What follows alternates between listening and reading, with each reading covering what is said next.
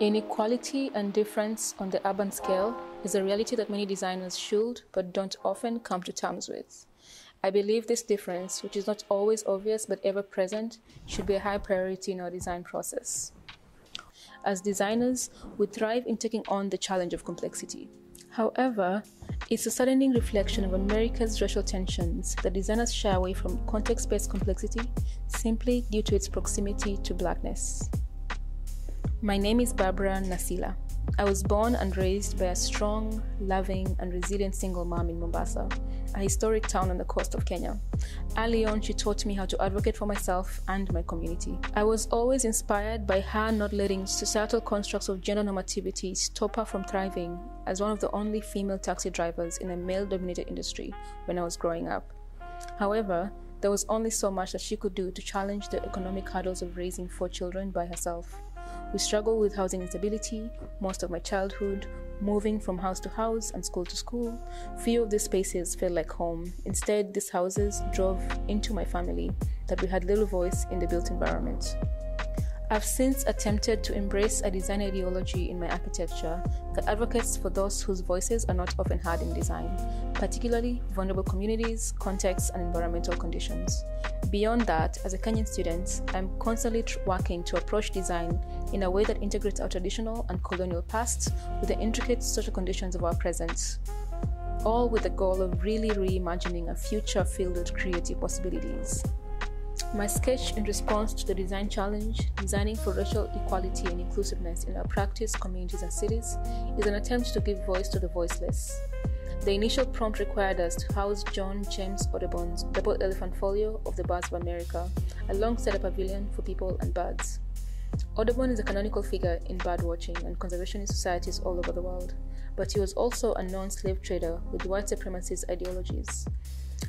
Rather than planting this controversial figure in Dixwell, I chose instead to discard the book and focus on a conversation on conservation and environmentalism. This project thus became an opportunity for people to commune with nature, birds, and each other while speaking of the joy and resilience of its residents. One way to shift how we approach designing for Black and Brown communities is to investigate how much of their space-making practices have been wiped out or silenced.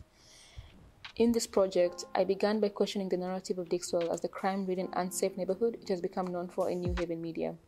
This narrative, I discovered, isn't always the full picture of a place. What became significantly apparent in my research and through a vital conversation with a long-term resident was that there's an incredible legacy of Black subversive spacemaking that is intimately linked to the church and various community leaders. As an international student from Kenya, I had to first reflect on the difference between my experience of Blackness and that of residents of Dixwell in New Haven. I began by acknowledging that while I may be Black, my Kenyan experience of Blackness, cultural expression, and access to resources or lack thereof can differ from American BIPOC residents. I was therefore very fortunate to not just meet a long-term resident of Dixwell, but one who was also an avid bird watcher and environmentalist. Our conversation not only influenced my final program, but emphasized an already existing need and attempt to create spaces of communing around nature and birds. He introduced me to an existing urban oasis that was near my site, and one that resulted in the final mirroring of that condition into my own program. New Haven is full of historical figures and current community advocates who are constantly fighting to change the narrative. I attempted to highlight this intersection as an active, resilient community with a long history of advocating for its own identity and well-being. Its resilient nature is reflected in the long history of African American figures, churches, and community-driven programs that have actively given to the liberation and development of the community.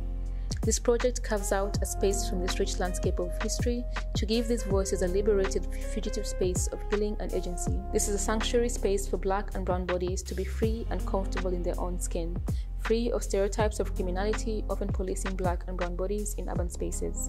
The urban oasis proposed is not new. It is excavated from Dixwell's history and landscape and exhibits this rich community's true identity, ultimately creating opportunities for people, animals, and nature to commune around water. To emphasize this mirroring of Dixwell's past and true self, I heavily relied on collaging in this project. Collaging occurred at multiple scales, from programmatically combining people, nature, and birds, to temporarily assembling past, present, and potential futures. Additionally, I specifically collaged Black artists who have created visions of joy and contemplation alongside Dixel artists who have worked in the neighborhood. What I learned in designing for BIPOC communities is that mindful listening often uncovers these amazing solutions and dreams that they already have. Listening, finding lost genealogies, mirroring, and the most important is sitting comfortably in proximity to Blackness is a good start in designing for our Black and brown communities. Thank you. I'm excited by the work that Gensler has dedicated to diversifying the range of voices that impact the built environment.